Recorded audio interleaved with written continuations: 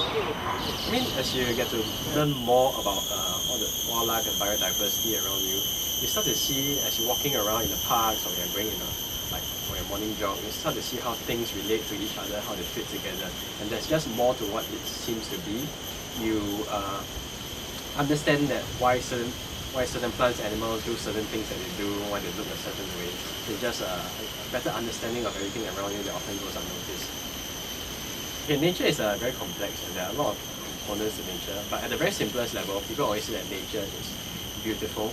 So there are all sorts of nice looking patterns in nature. If you look at a head of coral, if you look at the coral itself, you see that there are like patterns, tessellations, very beautiful patterns that I think those will make an attractive starting point for designers.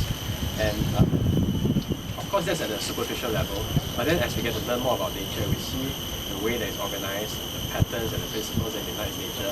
I think there's a lot that we can learn from these principles, especially in terms of biomimicry, applying these principles into design.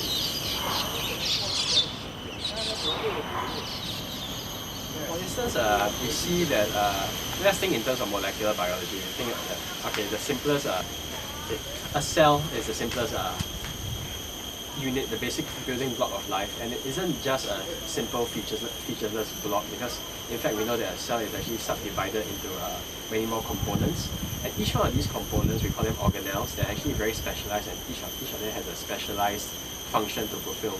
So translating this into design, right, we can think, for example, in terms of a poster has many different components to it. So each one of these components serves its own purpose. So each one of them has a specialized function. In that case, you can see the parallels, start to see the parallels between design and nature.